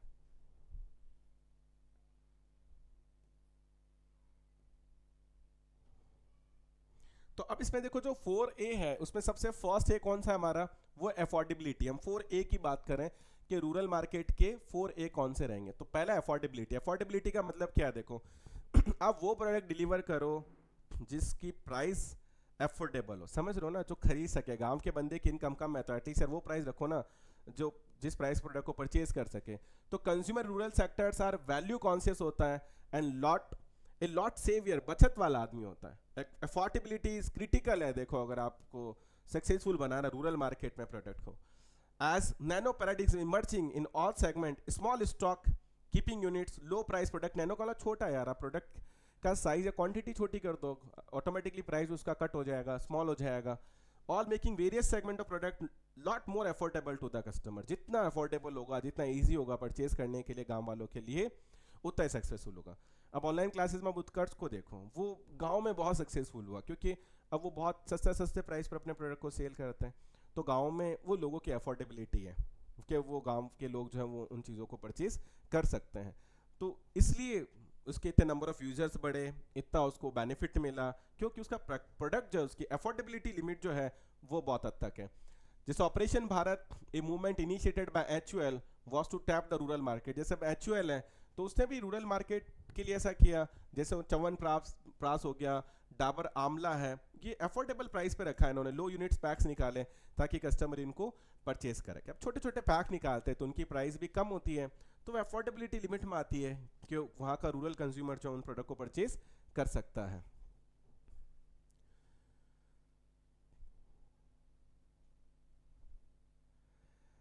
अब देखो, जैसे आपने बोला कि कोई इंस्टीट्यूट है मान लो, तो उसको इतनी कम रेट में अफोर्डेबिलिटी क्यों हुई? देखो मैं एक रीज़न बताता हूँ। उनके लिए नुकसान का कोई सौदा नहीं है। कैसे? जैसे मान लो आज मैंने आपको कोर्स पढ़ा दिया पूरा, आपका अपना सिलेबस हो गया, ठीक है, अप्रैल आ गया और अपन ने सारा कोर्स कंप्लीट कर लिया, सारा कंप्लीट हो चुका है कोर्स, तो वो पैक होके हमारे एप्लीकेशन में पड़ा है कि भैया रिकॉर्डेड कोर्स है। अब उस रिकॉर्डेड कोर्स की तुम बताओ वैल्यू क्या है इन टर्म्स ऑफ, मेरा तो कुछ उसमें कॉस्ट जा नहीं रहा ना, वो तो पढ़ा ही है। अब पढ़ी हुई चीज़ कितने में बिक जाए आपके लिए तो प्रॉफिटेबल ही है ना। कॉस्ट तो कहाँ आती है? जब कोई बंदा आता है और आपकी क्लासेस लेना स्टार्ट करता है तो आप डेली बेसिस पर उसको दे रहे हो। दूसरा, आजकल क्या हो चुका है कि ठीक है ऑनलाइन में मेरे पास 100 बच्चे हैं पढ़ रहे हैं, तो मेन तो मेरा ऑफलाइन क्लास चल ही रहा है, वहाँ से तो फीस आ ही रही है। अब वो कोर्स अगर लाइव में भी चला जाता है अगर, तो मेरे लिए एक्स्ट्रा इनकम हो गया ना। और दूसरा क्या होता है, अब एक चीज़ सोच के देखो कि जब आप कोई चीज़ मान लो आज 100 रुपये में बेचते हो, आपको लगता है केवल 100 रुपये में, 100 भी नहीं दिखाते, मान लो 99 दिखाते हैं, अब 99 रुपये पे, तो सोचो केवल जयपुर की पॉपुलेशन है 50,000। तो अगर मैं जयपुर आसपास के गाँव को मिला लूँ तो सॉरी 50 लाख, कितनी 50 लाख, 50 लाख पॉपुलेशन जयपुर और उसके आसपास की। लोकल जयपुर की पॉपुलेशन है 35 लाख। तो सोचो अगर उसके 50,000 कोर्स अगर 99 यानी 100 पर भी बिक जाते हैं अगर, तो 50,000 इंटू 100 आप करोगे तो 50,000 इंटू 10 5 लाख, इंटू 10 50 लाख, तो 50 लाख का रिवेन्यू जनरेट हो गया ना। तो कहाँ बुरा है? समझ रहे हो बात को? और राजस्थान की पॉपुलेशन अगर आप देखेंगे तो करोड़ में चली जाएगी। तो अगर ये 50,000 कोर्स की जगह अगर फॉर एग्जांपल 1 लाख कोर्स बिक गए अगर, और वो कोर्स मान लो अगर 500 रुपये का 499, वो भी आपको सस्ता लगेगा। तो अगर 1 लाख कोर्स अगर आपके 500 रुपये में बिक गए, तो आप 500 को 1 लाख से मल्टीप्लाई करके देख लो, आपको समझ में आ जाएगा कि कैलकुलेशन किस तरीके से काम करती है। इसलिए तो सब्सक्राइबर्स की इम्पोर्टेंस है। इसलिए यूट्यूब पर वैल्यू क्रिएशन जो सब्सक्राइबर्स होता है कि जब आपको पता है कि यार मेरे 1 मिलियन सब्सक्राइबर हैं, 10 लाख अगर मेरे पास जो है वो लोग जुड़े हुए हैं, ध्यान रखना, तो अगर मैं अपना कोर्स बेचता हूँ अगर 500 रुपये में, और अगर उस 10 लाख में से अगर 5,000 लोग भी मेरा कोर्स परचेज करते हैं, मैंने मान लो 1,000 रुपये का कोर्स रखा, 5,000 लोगों ने भी अगर उसको खरीद लिया, तो समझ लो वो फिर 50 लाख की कैलकुलेशन तक पहुंच जाएगा आपका। इस तरीके से काम होता है, ध्यान रखना, ठीक है। तो खैर ये कैलकुलेशन है जो लगती कि यार ये कैसे 99 में बेचा, 100 में बेचा, पर आप सोचो इसकी कैलकुलेशन, आप समझ पा रहे होंगे कि किस बड़े लेवल पर काम होता है भैया यहाँ पर। Following at some of the strategies adopted by companies to make their product, इसलिए वो अफोर्डेबल रखते हैं। जैसे 1 रुपये का सैसे चिकन, आपने देखा होगा चिक्का आता है, एंड केविन केयर है, नाइल शैम्पू, इनके 1 रुपये के सैसे आते हैं। भारतीय एयरटेल और 10 रुपीज़ का रिचार्ज कूपन आपने देखा होगा 10 दिन तक चलता है। तो इस तरीके की चीज़ें उन्होंने इशू की है जो गाँव के लोगों के लिए, ध्यान रखना, उनको टैप करने के लिए जो है वो की जाती है। तो ध्यान रखना ये कोई बड़ी बात नहीं है, कोर्सेज को आप अगर लेकर जाते हैं तो ये पॉसिबल होता है, जब आपका मार्केट बड़ा हो तो पॉसिबल होता है। Idea cellular introduce rural calling card that cost 50 पैसा पर मिनट। देखो आइडिया सेलुलर 50 पैसा पर मिनट का कार्ड भी लिया। Philips also introduce low cost smokeless चूल्हा भी लेकर आया, जैसे फिलिप्स, तो उसको पता है कि गांव में वो धुआं बहुत होता है चूल्हे में, लकड़ी वगैरह जो उसे जलाते हैं, तो स्मोकलेस चूल्हा लेकर आए और उसकी प्राइस कम रखी ताकि गांव वाले को यूटिलिटी भी लगे और वो उसको परचेज भी कर ले। तो ये फर्स्ट ए हुआ, क्या हुआ, अफोर्डेबिलिटी। सेकंड क्या होना चाहिए, देखो अवेयरनेस, के लोगों को जागरूक तो करो अपने प्रोडक्ट के बारे में। तो creating awareness among the rural folks is important task for the companies to reach. अगर रूरल मार्केट में आपको पहुंच बनानी है तो आपको प्रोडक्ट के बारे में लोगों को अवेयर करना होगा। तो until rural consumer not fully, जब तक वो अवेयर ही नहीं होगा प्रोडक्ट के बारे में, तो कंपनी अपनी पोजीशन मार्केट में क्रिएट कैसे करेगी। तो सबसे सेकंड एक क्या अवेयरनेस है। अवेयरनेस टूल्स कौन से यूज किए जाते हैं, जैसे टेलीकॉम कंपनी है, ठीक है, टाटा टेली सर्विसेज की हम बात करते हैं। हालांकि अब टाटा का आपको पता है कि अब टाटा डोकोमो था, वो अब रहा नहीं, लेकिन planned a marketing strategy of going door to door involving gram panchayat to impress people. तो लोगों के घर घर गए, सोचो उन्होंने ग्राम पंचायत उसको इन्वॉल्व किया, लोगों को इम्प्रेस किया। तो इस तरीके से अपनी प्रेजेंस बनाओ ना। तो उन्होंने टीम बनाई, गांव में भेजी, लोगों से मिले, वहाँ पर पंचायत के लोगों से मिले, बताया उनको भैया ये प्रोडक्ट है, ऐसे काम आ सकता है, सस्ती चीज़ें बताएं कि फ्री में आपको ये चीज़ें मिल जाएगा, या हम आपको लैंडलाइन है वो हम आपको फ्री में दे देंगे, हम कॉल रेट्स है वो काफ़ी कम रहेगी आपकी। इस तरीके से प्रेजेंस बनाओ। Maruti Suzuki rolled A special campaign by involving panchayat members and primary health center worker। अब मतलब आप सोचोगे प्राइमरी हेल्थ सेंटर वर्कर को क्यों इन्वॉल्व किया। Actually primary health centres workers जो होते हैं ना, वो ओपिनियन लीडर होते हैं गांव में। गांव में ध्यान रखना, अगर कोई हॉस्पिटल वगैरह में रखना ना, तो उसको समझदार मानते हैं, नॉलेज वाला बंदा मानते हैं, डॉक्टर को तो भगवान ही मानते हैं वो लोग। तो उनको इन्वॉल्व करना बहुत जरूरी है। अगर वो लोग एक्सेप्ट करते हैं ना प्रोडक्ट को, पंचायत के मेंबर एक्सेप्ट करते, तो ओपिनियन लीडर है, ध्यान रखना, लोग फिर इनसे पूछ के ही वहाँ पर प्रोडक्ट जो है वो परचेज करते हैं। थर्ड नंबर पे देखो फिर अवेलेबिलिटी है। तो अफोर्डेबिलिटी हो गया, ध्यान रखना, ठीक है। अवेयरनेस हो गया सेकंड नंबर पर, कि सबसे पहले प्रोडक्ट जो है वो कम खर्चीला होना चाहिए, सस्ता होना चाहिए। सेकंड नंबर पर अवेयरनेस, लोगों को जागरूक करना होगा। तीसरे नंबर पर अवेलेबिलिटी, प्रोडक्ट अवेलेबल भी हो तो कि लोग परचेज कर सकें।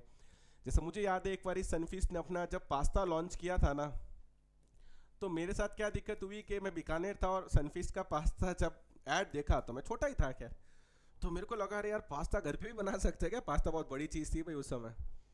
तो मैं गया भाई दुकान में, बीकानेर की जो टॉप सारी शॉप थी, मैं जाकर आ गया, कहीं पे मुझे सनफीस्ट का पास्ता ही नहीं मिला। तो मेरे दिमाग में बात सेट होगी, भैया ये प्रोडक्ट मिलता ही नहीं है। ऐसा नहीं होना चाहिए यार, प्रोडक्ट अवेलेबल तो कराओ एटलीस्ट। बीकानेर कोई छोटी जगह नहीं है भाई, कहते हैं इस जगह सबसे बड़ा गाँव है, तो वहाँ ही नहीं था। सोचो उस समय जब मैंने ऐड देखा, मैं पहुंचा, तब तक अवेलेबल नहीं था। फिर मैंने सोचा ही नहीं उसको खरीदने के बारे में। ऐसा नहीं होना चाहिए। ड्यू टू इम्प्रॉपर इंफ्रास्ट्रक्चर रहता है, देखो माना रूरल एरिया के अंदर जैसे रोड वगैरह प्रॉपर नहीं है, तो प्रोडक्ट को कंज्यूमर तक पहुंचाना एक बड़ा चैलेंज हो जाता है। For making the product available various means like direct selling, use of company delivery van, set temporary stalls, ये फिर हार्ट्स वगैरह जो लगती हैं, ये फिर आपके पास कोई सॉल्यूशन है कि आप डायरेक्ट सेल करें, प्रोडक्ट को लेकर जाएं, गांव के घर टू घर पे जाएं, आप पंचायत में जाएं, या फिर डायरेक्ट आपकी डिलीवरी वैन हो भैया, जो प्रोडक्ट को मूविंग वैन्स हो, जो गांव जाती है, खड़ी रहती हो, टाइमिंग होती है कि 2 घंटे इस गांव रहेगी, 2 घंटे इस गांव रहेगी, या 4 घंटे इस गांव में रुकेगी। और टेम्परेरी स्टॉल्स लगा सकते हैं आप लोग प्रोडक्ट को बेचने के लिए, या फिर जो हाट बाजार वगैरह वहाँ पर लगता है, वहाँ पर आप प्रोडक्ट को सेल कर सकते हैं। तो अवेलेबल तो कराएं आप लोग। Following at some of the means use by, जैसे अब कंपनी HUL ITC है ना, तो अब कॉलगेट है, गोदरेज है, use stockist and their staff to make their product available. तो इन्होंने वहाँ पर स्टॉकिस्ट रखे भैया, जो स्टॉक जो है वहाँ पर इकट्ठा करके रखते हैं। स्टॉकिस्ट ही क्या करते हैं, रिटेलर को माल जो प्रोवाइड करवाते हैं, तो उन्होंने ऐसा किया। The company BPCL has started rural marketing vehicle which move from village to village from filling cylinder on the spot। अब देखो जैसे BPCL आपको पता है गैस सिलेंडर प्रोवाइड करवाती है, तो सिलेंडर यार भर भर के तो कहाँ पहुँचाएगी, वहाँ पर रोडे कहाँ हैं जो इतने बड़ा ट्रक आपका सिलेंडर्स को लेकर मूव करेगा। तो ये लोग क्या करते हैं कि भैया वैन ही जाती है, इनकी गाड़ी गई, भैया आपको सिलेंडर भरवाना है, खाली है, वो ऑन द स्पॉट वहीं फिल करके दे दें, लो बात खत्म। तो वो उनके लिए ईजी हो गया कि ठीक है भैया, वो फॉर एग्जांपल अपना 50 या 100 लीटर का गैस फिल करके गए, और जिसको जितना चाहिए वो उनको भर के वहीं दे दिया। तो इस तरीके की देखो इनोवेटिव मेथड्स के थ्रू आप अवेलेबल करा सकते हैं। जैसे एयरटेल है, सैमसंग है, इन्होंने टाइप किया IFFCO to sell their mobile और सर्विसेज को बेचने के लिए। भारतीय एयरटेल ने सेटअप किया रूरल सेंटर ब्रांडेड iServe करके, जिससे मोबाइल रिचार्ज है, ध्यान रखना उसको एक्टिवेट वगैरह करना है तो वो हो सके, सिम कार्ड प्रोवाइड कराए। हीरो होंडा कंपनीज हैं, तो हीरो होंडा ने क्या कि अब तो अलग हो चुका है, जैसे इनका जॉइंट वेंचर, उन्होंने service on wheel on provided after sales in rural area के, जैसे आप गाड़ी परचेज करते हैं तो आफ्टर सेल सर्विसेज हैं, वो उन्होंने गांव में ही जो है वो सर्विस सेंटर खोले, वहीं पर सर्विस प्रोवाइड करवाई जाए। तो ऐसी चीज़ें इन लोगों ने यूज़ की। ठीक है, तो therefore innovation is required to meet. ये तो है कि इनोवेशन जो है वो करने पड़ते हैं, जब तक कस्टमर भी फुल्ली सेटिस्फाई नहीं होगा तब तक वो परचेज कैसे करेगा। तो ये चीज़ें देखो करनी बहुत ज़रूरी थी कि जो हमने 4A के बारे में बात किया है, देखो वो आप लोगों को थोड़ा सा ध्यान रखना है। तो हमने कौन कौन से ए के बारे में बात किया है कि भैया प्रोडक्ट जो है उसका अवेबिलिटी होना चाहिए, ध्यान रखना, ठीक है। प्रोडक्ट की अवेयरनेस करनी है, ध्यान रखना, और उसकी अफोर्डेबिलिटी जो है वो प्रोडक्ट की रहनी चाहिए, ठीक है। तो फर्स्ट हमने अफोर्डेबिलिटी देख लिया, सेकंड हमने अवेयरनेस देख लिया, ध्यान रखना। थर्ड नंबर पे है जो उसकी अवेबिलिटी पर हमने बात कर ली है, ठीक है। अब आगे चलते हैं अपन 4P पर। यहाँ पर खैर LG इलेक्ट्रॉनिक्स का है, इसका भी संपूर्ण का जो मैंने आपको बताया है, खैर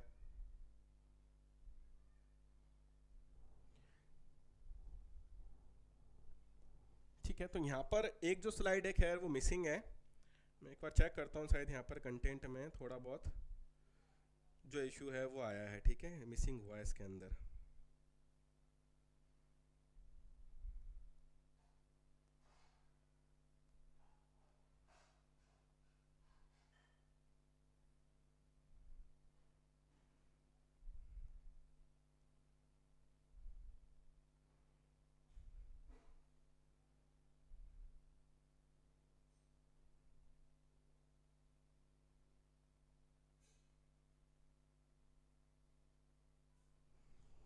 ठीक है, तो यहाँ पर जो है ध्यान रखना, एक ए मतलब यहाँ पर हमारा रहा है, ठीक है ना, और वो रहा हमारा एक्सेप्टेबिलिटी, ध्यान रखना क्या रहा है, एक्सेप्टेबिलिटी। तो फोर्थ ए भी आपको ध्यान रखना है, क्या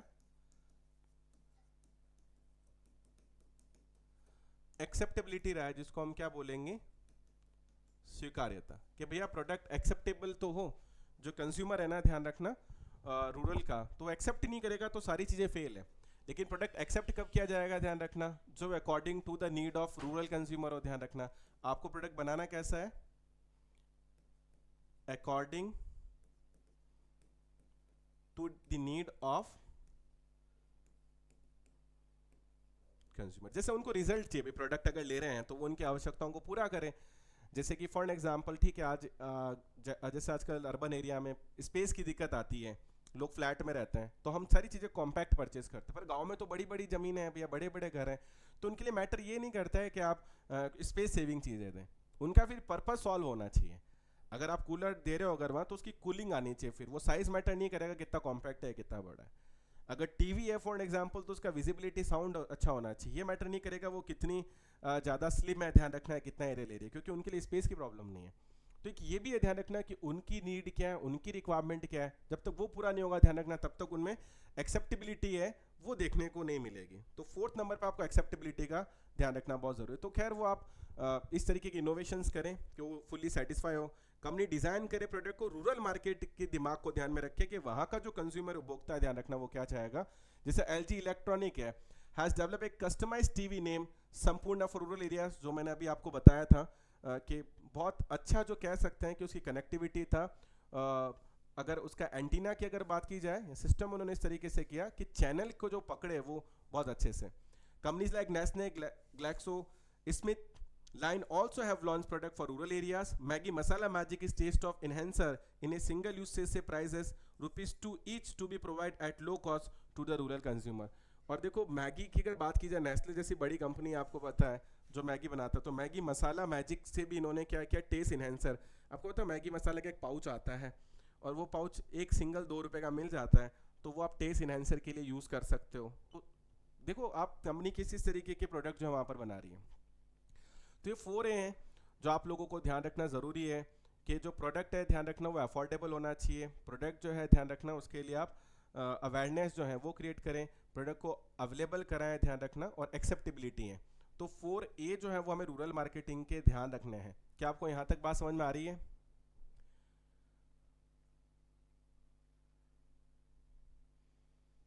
ठीक है। अब देखो चैलेंजेस क्या है, देखो अगर हम रूरल मार्केटिंग की अगर बात की जाए तो all the rural India seems to be a huge unexploited market, therefore a certain deterrent that slow down from undertaking ventures to tap rural market. The biggest mistake is to consider the entry into rural market natural expansion of the existing urban market. तो देखो सबसे अगर इसमें अगर हम बात करें कि रूरल मार्केट ठीक है, बड़ा मार्केट है, अभी उसका एक्सप्लॉइट नहीं हुआ है, मतलब अभी उसमें पोटेंशियल बाकी है, लेकिन फिर भी कुछ चीज़ें ऐसी हैं ध्यान रखना जो आपके लिए प्रॉब्लम क्रिएट करेगी। सबसे बड़ा मिस्टेक तो ये है कि कंपनीज ये मानती है कि भैया शहर से अर्बन जाना तो एक नॉर्मल एक्सपेंशन है, कि हम शहर में हैं, शहर को हमने कवर कर लिया है, तो गांव में अगर हमें जाना है तो वो ऑटोमेटिकली होगा ही होगा। तो requirement of the rural people significantly different from that of the urban areas owing to varied demography, social, economic and psychological environment। अब देखो मेन दिक्कत क्या है कि इंडिया में अगर आप गांव में जाएंगे ना, तो अब 5,70,000 गांव अपन ने मोटा मोटा पड़ा है यहाँ पर। 5,70,000 गांव में जाओगे ना, उनके सबके टेस्ट और प्रेफरेंसेस अलग हैं, पहनावा अलग है, खान पान अलग है। इंडिया में हर 1 किलोमीटर पर आप जाते हैं अगर गांव के अंदर, तो उनका सिस्टम कल्चर जो है वो बदल जाता है, उनके सोशल फैक्टर बदल जाते हैं, उनका डेमोग्राफी है, ध्यान रखना, जो इनकम एज कॉन्फ़िगरेशन है वो बदल जाते हैं। जैसे अब हरियाणा है तो आपने पढ़ा होगा कि वो एक मेल डोमिनेंट है, जैसे वहाँ पर 1000 मेल के ऊपर 867 फीमेल है। अगर आप साउथ केरला में चले जाएंगे तो वहाँ पर 1000 मेल पर लगभग 1100 फीमेल है। तो ये कॉम्प्लेक्शंस बदलते जाते हैं, तो इतना आसान नहीं है चीज़ें। The market offering have to be suitably modified to meet the exact requirement of the rural consumer. तो इसलिए मार्केट जो ऑफर कर रहा है, ध्यान रखना, तो वो एक मॉडिफिकेशन की जरूरत पड़ती है उसको एग्जैक्ट रिक्वायरमेंट की। आप सोचो कि मैं 6 लाख गांव में एक ही प्रोडक्ट चला दूंगा एक जैसा, बहुत दिक्कत आएगी। ध्यान रखना मैं क्या बोल रहा हूँ, गांव से गांव आप जब स्विच करते हैं तो लोगों की टेस्ट और प्रेफरेंसेस बदल जाती है। Villages in India are spread over large geographical areas and sometimes have very low density of population।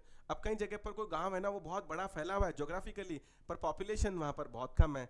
जैसे ऐसा होगा कि आपको 1 किलोमीटर के दायरे के अंदर केवल 20 मकान मिल रहे हैं, भैया आपको 500 मीटर के दायरे में 2-4 मकान ही मिल रहे हैं, तो ये बड़ी प्रॉब्लम है। About 68% of the market remain untapped due to inaccessibility है कि 68% मार्केट तक तो माल पहुंच ही नहीं पाता है। वो इतने दूर दराज इतने अंदर के इलाकों में रह रहे हैं कि भैया वहाँ गाड़ी नहीं जा सकती है।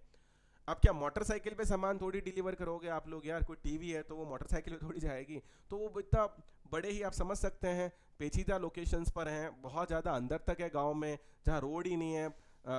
आपने देखा होगा एक सिंगल सीजन रोड होती है, बारिश आती है रोड गायब हो जाती है, तो बहुत इश्यूज रहते हैं खैर वहाँ पर। तो अलग अलग प्रेफरेंसेस हैं, बिल्कुल अलग अलग टेस्ट होते हैं इनके अंदर। तो make the distribution of product जो है, ध्यान रखना, वो काफ़ी चैलेंजिंग है, आसान काम बिल्कुल नहीं है। आप कभी गांव में गए होंगे तो आपको पता, आप जैसे अब जैसलमेर के आसपास गांव जाओगे तो वहाँ तो मिट्टी के दौरे हैं, तो वहाँ तो कौन सी गाड़ी कैसे चलाओगे, आप ऊँटों पे तो सप्लाई करोगे नहीं। तो दूर दराज के गाँव को जो 68% मार्केट जो है वो इनएक्सेसिबिलिटी है, मतलब आप वहाँ पर पहुँच नहीं सकते हो।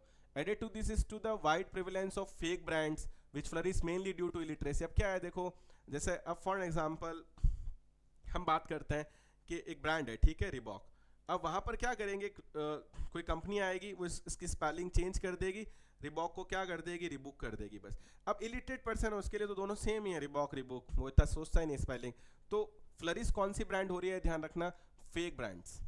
आपको जैसे फेयर एंड लवली एक फेमस ब्रांड है जो इंडिया में खूब यूज होता है, फेयर एंड ग्लो के नाम से, पर आप चीज़ देखोगे ना, वहाँ पर आपको इसका डुप्लीकेट मिल जाएगा, हर प्रोडक्ट का आपको कॉपी मिल जाएगा गांव के अंदर। और गांव के लोगों को इतना अंदाज़ा नहीं होता, इलिटरेसी होने के कारण से उनको प्रोडक्ट सेम ही लगता है। भाई आप जैसे किंडर जॉय आता है मान लो 50 रुपये का, वो आपको 5 रुपये का भी किंडर जॉय मिल जाएगा, एग्जैक्ट उसकी कॉपी मिल जाएगी। मतलब आपको एक ही गुड्स को एक गांव में कुछ लोग पसंद करेंगे और कुछ उनकी बात को नेगलेक्ट करेंगे, बिल्कुल सही है। देखो ये फ़र्क तो पड़ेगा यहाँ पर। लोकल कंपनीज ऑफन कॉपी, देखो लोकल कंपनी कॉपी कर लेती है, लोगो कलर स्कीम सोचो पूरा पागल बनाती हैं लोगों को। तो ये एक बड़ा दिक्कत है, आपके प्रोडक्ट का इंटेलेक्चुअल प्रॉपर्टी राइट नुकसान होता है। डिस्पोजेबल इनकम देखो रूरल पॉपुलेशन का काफ़ी कम है अर्बन एरिया के कंपैरिजन में। वो तो सीजन के हिसाब से भैया, जब खेती होगी फसल कटेगी तो मेनली पैसा आएगा। अनस्टेबल होने के कारण से, और फिर वहाँ पर बाढ़ भी आती है, सूखा भी पड़ता है, तो फिर ये बहुत सारे कंज्यूमर को अफेक्ट करता है। ध्यान रखना, परचेज वो कर पाते ही नहीं है, क्योंकि पैसा होगा तो चलेगा काम। और इंडिया में आजकल वो अलीनो इफेक्ट काम करता है, आपको पता है। और अलीनो इफेक्ट के अंदर क्या होता है कि मौसम का कुछ पता ही नहीं है। अभी जयपुर का ही देख लो, 14 तारीख को अच्छी धूप थी, तो भैया 15 तारीख को खूब बारिश। आज भी बारिश का मौसम हो रहा, कुछ समझ नहीं पाते हैं कि कब क्या होगा। तो गलत समय में बारिश होती है तो फसल खराब होती है, सही समय में बारिश होती नहीं है तो फसल खराब होती है। तो बहुत वनरेबल होने के कारण से सीजन भी लोगों की इनकम पे फर्क पड़ जाता है, ध्यान रखना। और जब पैसा नहीं होगा तो परचेज करेंगे कैसे। तो hence people prefer good that are, इसलिए वो कम प्राइस वाली चीज़ें खरीदते हैं और offer a good value for money, जो उनको वैल्यू फॉर मनी लगे कि सस्ता मिल जाए। Market often enable to obtain true picture of the need and want of rural people due to difficulty in conducting.